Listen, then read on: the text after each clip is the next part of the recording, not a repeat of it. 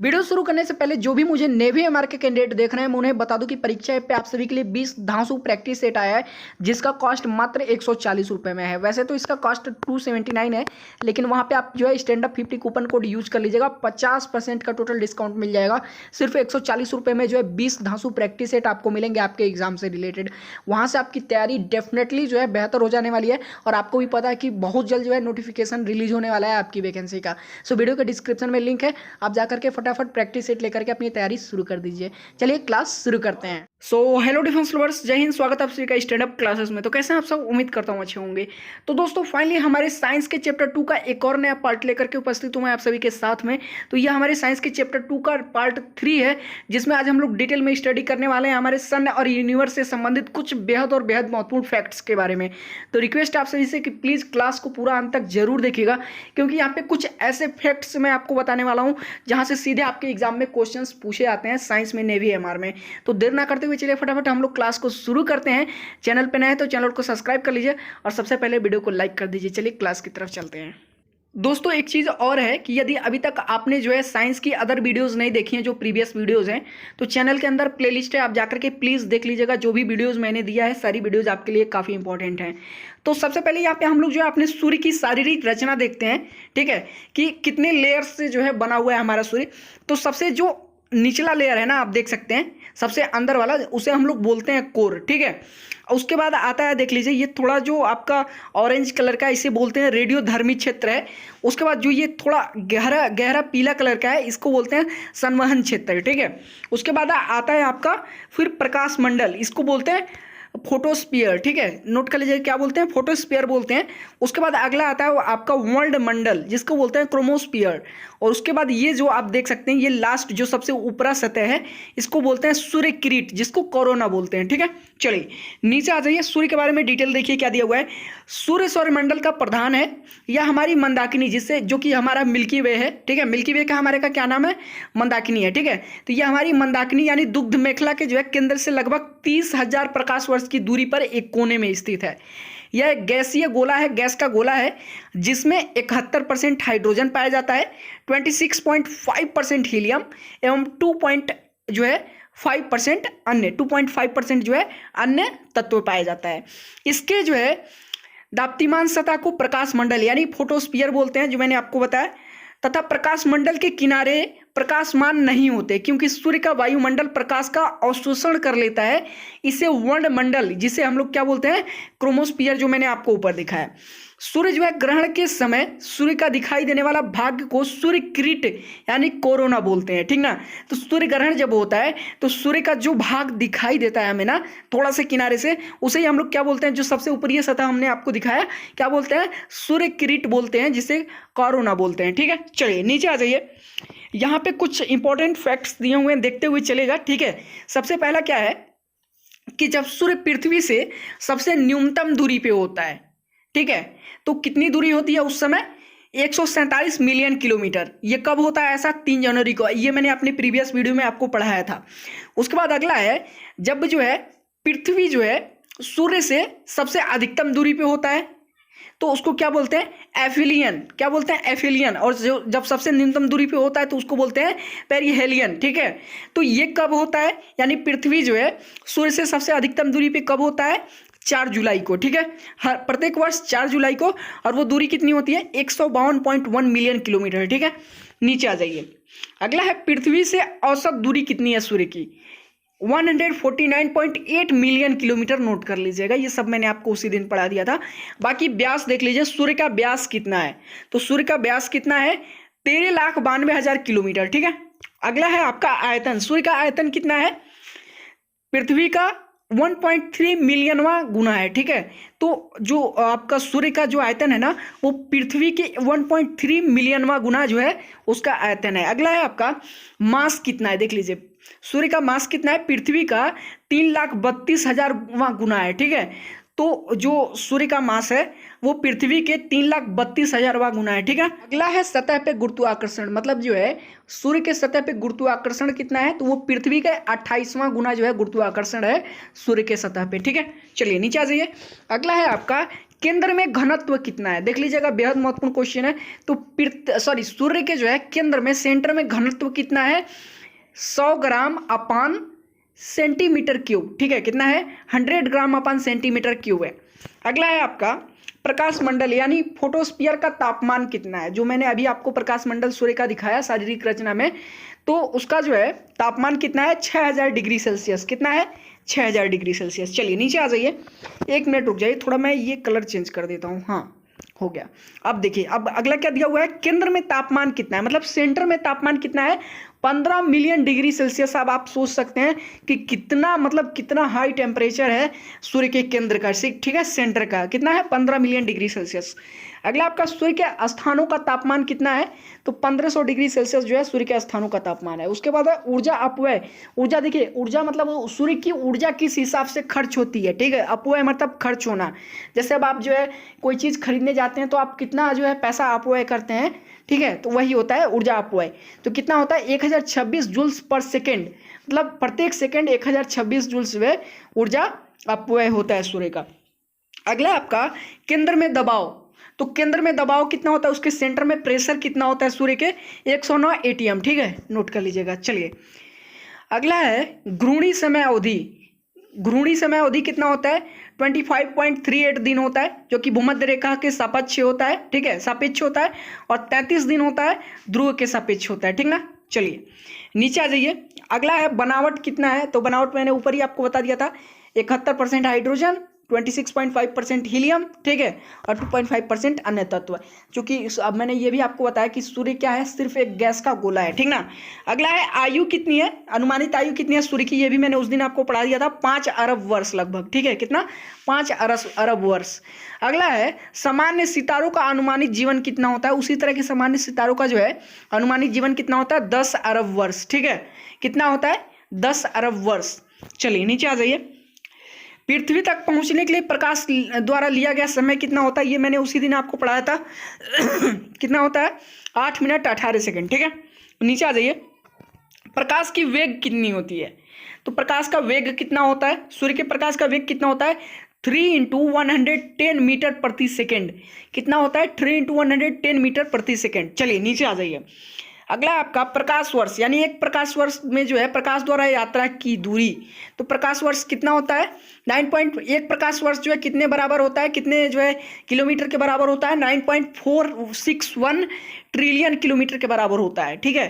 तो 1 light year जो है कितने किलोमीटर के बराबर होता है, 9.461 ट्रिलियन किलोमीटर के बराबर होता है, ठीक है। और एक चीज़ और नोट कर लीजिएगा, यहाँ पे एक पार्स का बराबर पूछ रहा है। पार्स क्या होता है, दूरी का सबसे बड़ा इकाई होता है पार्स, ठीक है। तो एक पार्स बराबर कितना होता है, 3.6 जो है प्रकाश वर्ष होता है, यानी 3.6 जो है लाइट ईयर होता है, किसके बराबर, देख लीजिएगा, एक पार्स के बराबर। और पार्स क्या होता है, दूरी का सबसे बड़ा इकाई होता है, नोट कर लीजिएगा। चलिए नीचे आ जाइए, अब अंतरिक्ष से संबंधित हम कुछ बेहद महत्वपूर्ण जो है रोचक तथ्य देखने वाले हैं।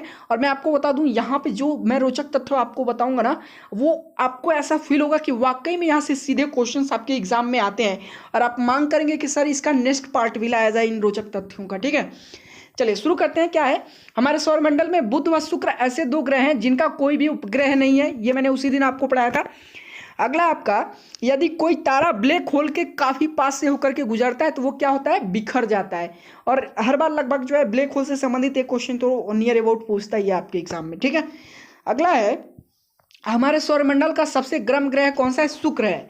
ज़्यादातर लोग हमेशा सोचते हैं कि सबसे गर्म ग्रह बुध होगा, क्योंकि यह सूर्य के ज़्यादा नज़दीक है। उसी दिन मैंने आपको पढ़ाया था, जिस दिन मैंने सोलर सिस्टम पढ़ाया था, जबकि ऐसा नहीं है। शुक्र के वायुमंडल में कई प्रकार की गैसें पाई जाती हैं जो कि ग्रीन हाउस इफेक्ट का कारण बनती हैं, अतः शुक्र जो है अधिक गर्म है, ठीक ना। चलिए नेक्स्ट देख लीजिए। अगला है, हमारे सौरमंडल 4.6 बिलियन वर्ष पुराना है, जो हमारा सौरमंडल है, ठीक ना। अब क्या दिया गया, वैज्ञानिकों द्वारा अनुमान है कि यह 5000 मिलियन वर्ष और अस्तित्व में रहेगा। मतलब जो है वैज्ञानिक जो अनुमान लगाते हैं कि जो हमारा सौरमंडल है वो नियर अबाउट जो है 5000 मिलियन जो है वर्ष और अस्तित्व में रहेगा, ठीक है, मतलब उसका अस्तित्व रहेगा। अगला आपका शनि के छोटे उपग्रह में देख लीजिएगा, क्या है, एनसेलाडस सूर्य से प्राप्त 90% प्रकाश को क्या कर देता है, परावर्तित कर देता है। तो शनि का जो सबसे छोटा उपग्रह है एनसेलाडस, ठीक है, वो सूर्य से प्राप्त 90% जो है प्रकाश को क्या करता है, अपरावर्तित कर देता है। क्या करता है, सॉरी अपरावर्तित कह रहा हूँ, परावर्तित कर देता है, ठीक ना। चलिए अगला आपका, हमारे सौरमंडल का सबसे ऊंचा पर्वत ओलंपस मानस जो कि मंगल ग्रह पे स्थित है। तो ध्यान दीजिएगा, हमारे सौरमंडल का सबसे ऊंचा पर्वत कौन सा है, ओलंपस मानस है, जो कि कहाँ पे है, मंगल ग्रह पे उपस्थित है। और ऐसा माना जाता है कि ये हमारे माउंट एवरेस्ट के 3 गुना बड़ा है, ठीक ना। ये मैंने इनफैक्ट आपको जब पिछली बार कराया था डिटेल स्टडी तो उसमें बताया था। नीचे आ जाइए, अगला है आपका। और देखिए मैं एक चीज़ और बता दूं, निक्स ओलंपिया भी इसको बोलते हैं, और इससे संबंधित जो है कई बार क्वेश्चन भी आ चुका है आपके एग्जाम में, निक्स ओलंपिया से संबंधित ओलंपस मानस, ठीक है। चलिए नीचे आ जाइए, अगला है आपका, ओलंपस मानस 25 किलोमीटर ऊंचा है, जो कि माउंट एवरेस्ट से लगभग 3 गुना है। अब देख लीजिए, ये जो फैक्ट अभी मैंने ऊपर आपसे भी से कहा, वो फैक्ट यहाँ पे आपको देखने को भी मिल गया, ठीक है। और मैं कह ही रहा था कि ये ऐसा है कि ये हमारे माउंट एवरेस्ट से 3 गुना मतलब बड़ा है। तो आप देख सकते हैं क्या है, ओलंपस मानस जो है 25 किलोमीटर ऊंचा है, जो कि माउंट एवरेस्ट से कितना है, 3 गुना है। कितना है, 3 गुना है, ठीक ना। चलिए अगला आपका, एक प्रकाश द्वारा जो है 1 वर्ष में चली गई दूरी होती है। देखिए एक प्रकाश वर्ष क्या होता है, एक लाइट ईयर क्या होता है, तो प्रकाश द्वारा 1 वर्ष में चली गई टोटल दूरी होती है, जो कि 9.5 ट्रिलियन किलोमीटर के बराबर होती है, ठीक ना। ये मैंने ऊपर ही आपको बताया। देखिए कितने महत्वपूर्ण चीज़ यहाँ पे बताई जा रही है आपको। अगला आपका, मिल्की वे की चौड़ाई लगभग कितना है, देख लीजिएगा, नियर अबाउट 1 लाख प्रकाश वर्ष होती है। कितना, 1 लाख है ना, हाँ चलिए 1 लाख है, ठीक है। तो मिल्की वे की चौड़ाई लगभग कितना होता है, 1 लाख प्रकाश वर्ष होता है। अगला आपका, सूर्य पृथ्वी से लगभग जो है 3 लाख गुना बड़ा है, ठीक है। कितना है, सूर्य जो है पृथ्वी से लगभग कितना गुना बड़ा है, 3 लाख गुना बड़ा है, ठीक ना। अगला है आपका, अंतरिक्ष यात्रियों द्वारा छोड़े गए पैरों तथा टायरों के निशान चंद्रमा से कभी भी गायब नहीं होंगे। क्यों, क्योंकि वहां पर ऐसा करने के लिए हवा नहीं है। देखिए कितना जो है महत्वपूर्ण जो है आपको फैक्ट मिला है यहाँ पे। अगला है, मंगल ग्रह पे कम गुरुत्व के कारण पृथ्वी पर 100 ग्राम, ये क्वेश्चन एक बार नहीं, देख लीजिएगा, ऐसे ही प्रैक्टिकल बेस्ड क्वेश्चन आते हैं और आप लोग पूछते हैं कि सर साइंस में कैसे क्वेश्चन आते हैं, बताइए। और मैं आपसे 10 बार कहता हूं कि किसी भी अगर चैप्टर को पढ़ रहे हैं तो उस चैप्टर से जो है प्रैक्टिकली बेस्ड क्वेश्चंस ढूंढिए कि कहाँ मिलेंगे, ठीक ना। तो क्या है, मंगल ग्रह पे कम गुरुत्व के कारण जो है, ठीक है, मंगल ग्रह पे क्या होता है, गुरुत्वाकर्षण बल जो है कम होता है, जिसके कारण क्या होता है कि यदि कोई 100 किलोग्राम का व्यक्ति जो है, एक व्यक्ति का वजन वहां पे जाके कितना हो जाता है, 38 किलोग्राम हो जाता है। तो अगर मान लीजिए पृथ्वी पे यदि किसी व्यक्ति का वजन जो है 100 किलोग्राम है और वो मंगल ग्रह पे अगर जाता है तो कितना हो जाएगा, वो 38 किलोग्राम का हो जाएगा, अगर वहां पे उसका वजन जो है मापा जाए तो क्यों ऐसा क्यों होता है, क्योंकि वहां पे जो है पृथ्वी की अपेक्षा गुरुत्वाकर्षण बल जो है, ग्रेविटी जिसे हम लोग बोलते हैं, बहुत ही कम है, ठीक ना। चलिए नीचे आ जाइए, अगला आपका, वैज्ञानिकों का विश्वास है कि बृहस्पति ग्रह के 67 उपग्रह हैं, जबकि 53वां ही नामकरण किया गया है, ठीक ना। मतलब वैज्ञानिकों का ये मानना है कि बृहस्पति के नियर अबाउट 67 जो है उपग्रह हैं, जबकि अभी तक सिर्फ जो है 53 ग्रहों का नामकरण किया गया है, ठीक ना। अगला, बृहस्पति एक ऐसा ग्रह है जिसका सबसे ज़्यादा उपग्रह है, ये तो मैंने आपको उसी दिन पढ़ाया था। अगला आपका, मंगल ग्रह पे एक दिन 24 घंटे 39 मिनट और 35 सेकंड के बराबर होता है, ठीक ना। चलिए, तो मंगल ग्रह पे एक दिन कितने मतलब टोटल टाइमिंग कितनी होती है, 24 घंटे 39 मिनट और 35 सेकंड होता है। अगला आपका, नासा के क्रेटर निरीक्षण और सेंसिंग सैटेलाइट ने यह घोषित किया कि उन्हें चंद्रमा पर जल के प्रमाण मिले हैं, ठीक ना। ये तो अभी भी कहा जा रहा है कि हमेशा जो है पेपर में आता रहता है कि दक्षिणी ध्रुव पे जो है जल के संकेत मिले हैं चंद्रमा पे, ठीक ना। अगला है आपका, लेकिन देखिए सच्चाई क्या है, जब वो पूर्णतः पता चलेगी तभी पता चल पाएगा। चलिए नीचे आ जाइए थोड़ा। अगला आपका, नासा के क्रेटर निरीक्षण और ये तो मैंने आपको बता ही दिया। अगला है, सूर्य एक पूरा रोटेशन 25 से 35 दिनों में पूरा कर लेता है। तो सूर्य एक पूरा रोटेशन जो है कितने दिन में पूरा करता है, 25 से 35 दिन में, अभी ऊपर मैंने आपको पढ़ाया, पूरा कर लेता है। अगला देखिए, अगला है, पृथ्वी एक ऐसा ग्रह है जिसका नाम किसी भी देवता के नाम पे नहीं रखा गया है, ठीक ना। अगला, गुरुत्वाकर्षण बल कभी कभी धूमकेतु को भी तोड़ सकता है, ये भी ध्यान दीजिएगा, ठीक है। तो गुरुत्वाकर्षण बल में इतना दम होता है कि वो एक धूमकेतु तक को जो है क्या कर सकता है, तोड़ सकता है। अगला है, पृथ्वी पर ज्वार भाटा का कारण सूर्य तथा चंद्रमा का अपना गुरुत्वाकर्षण। ये क्वेश्चन आपके एग्जाम में नेवी एमआर में आ चुका है। तो पृथ्वी पर ज्वार भाटा जो आता है उसका कारण क्या है, तो सूर्य तथा चंद्रमा का अपना जो है गुरुत्वाकर्षण बल ही जो है पृथ्वी पर ज्वार भाटा का कारण है। अगला आपका, प्लूटो चंद्रमा से भी छोटा है, यहाँ तक कि व्यास में यह यूनाइटेड स्टेट अमेरिका से भी छोटा है। अगर व्यास की बात करें तो जो प्लूटो ग्रह है ना, जो कि ग्रहों की श्रेणी से जिसे बाहर कर दिया गया, जिसे ड्वार्फ प्लैनेट बोला जाता है, वो चंद्रमा से भी छोटा है, ठीक है। और अगर व्यास की बात करें, ठीक ना, तो वो आपके यूनाइटेड स्टेट अमेरिका से भी छोटा होगा व्यास में। अगला आपका गणितीय गणनाओं के आधार पर कहा जा सकता है कि व्हाइट होल्स, ठीक है, का होना संभव है, जबकि अभी तक कोई व्हाइट होल्स जो है नहीं पता लगाया जा सका है। अभी तक कोई भी व्हाइट होल ज्ञात नहीं है, लेकिन अगर गणितीय गणनाएं देखें तो उसके आधार पर कहा जा सकता है कि व्हाइट होल्स मौजूद हैं, ठीक है। चलिए नीचे आ जाइए। अगला है हमारा चंद्रमा लगभग 4.5 बिलियन वर्ष पुराना है। उसके बाद अगला दिया गया है हमारे सौरमंडल में सबसे ज़्यादा ज्वालामुखी शुक्र ग्रह पे, ये भी मैंने उस दिन आपको पढ़ाया था। उसके बाद दिया गया है अरुण ग्रह की नीली चमक का कारण उसके वायुमंडल में पाई जाने वाली मेथेन गैस है, ये भी मैंने आप सभी को पढ़ा दिया था। अगला हमारे सौरमंडल में पाए जाने वाले 4 ग्रह बृहस्पति, शनि, अरुण व वरुण ग्रह गैसीय दानव के रूप में जाने जाते हैं, ये चीज़ नोट कर लीजिएगा। तो हमारे सौरमंडल में जो है 4 ऐसे ग्रह हैं जो कि बृहस्पति, शनि, अरुण व वरुण हैं, उन्हें किस नाम से जाना जाता है? गैसीय दानव के रूप में जाना जाता है, ठीक ना। चलिए नीचे आ जाइए। अगला है अरुण ग्रह के 27 उपग्रह हैं, इनमें 5 बड़े उपग्रह और 22 छोटे उपग्रह हैं। टाइटेनिया इन सभी ग्रहों में से जो है सबसे बड़ा है, ये सब मैंने उसी दिन आपको पढ़ा दिया था। नीचे आते जाइए। अगला है अपने अद्वितीय झुकाव के कारण अरुण ग्रह में एक रात्रि पृथ्वी के 21 वर्ष के बराबर होता है। बाप रे, देख लीजिएगा थोड़ा, ठीक है। क्या है इंपॉर्टेंट फैक्ट है, तो अपने वो क्या है ना कि अद्वितीय झुकाव है, क्या अरुण ग्रह में झुकाव है, ये मैंने आपको उसी दिन पढ़ाया था। तो अपने अद्वितीय झुकाव के कारण क्या होता है कि अरुण ग्रह पे जो एक रात्रि होती है ना, वो पृथ्वी के 21 वर्ष के बराबर होती है, ठीक ना। चलिए अगला वरुण ग्रह का एक उपग्रह टाइटन धीरे धीरे इसके करीब आता जा रहा है, ठीक ना, ये भी नोट कर लीजिएगा। और यहाँ पे हमारा लास्ट फैक्ट दिया गया है, अपने ग्रह की विपरीत दिशा में चक्कर लगाने वाला इकलौता बड़ा उपग्रह कौन सा है? टाइटन है, जो कि वरुण ग्रह का क्या है? उपग्रह है। तो फाइनली जो हमारा चैप्टर 2 है साइंस का, ठीक है, क्या था? यूनिवर्स था, जिसमें सन, सैटेलाइट्स और हमारा सोलर सिस्टम आता है, वो सब हमने डिटेल में स्टडी कर लिया। कुछ एस्ट्रॉइड्स वगैरह से संबंधित क्वेश्चन भी मैं करा दूंगा, जहाँ से क्वेश्चन आते हैं एग्जाम में। तो फाइनली हमारा ये चैप्टर कंप्लीट हो चुका है। कल से हम लोग शुरू करेंगे एक और नया चैप्टर साइंस का, इलेक्ट्रिसिटी शायद है, ठीक है। तो कल उसे हम लोग इलेक्ट्रिसिटी एंड इट्स अप्लायंसेस के बारे में हम लोग पढ़ेंगे। बाकी वीडियो पसंद आया हो तो वीडियो को लाइक कर दीजिएगा, और हो सके तो क्लास को एक बार फिर से रिवाइव करके देख लीजिएगा। और रिक्वेस्ट करता हूँ कि जितनी भी क्लासेस दी जा रही है ना, देखिए हमें 20-20 मिनट 25-25 मिनट की क्लासेस बनाने की ज़रूरत नहीं है, लेकिन मैं बनाता हूँ। क्यों? क्योंकि हमें डिटेल में जानकारी आपको देनी है, नॉलेज देना है आपको। सिर्फ यदि कूद कूद के नॉलेज लेना है कहीं से, तो आप जो है क्लासेस मत लिया कीजिए, ऐसा मत कीजिए, ठीक है। अपना टाइम वेस्ट मत कीजिए, और वाकई में नॉलेज लेना चाहते हैं तो डेली क्लासेस देखा कीजिए।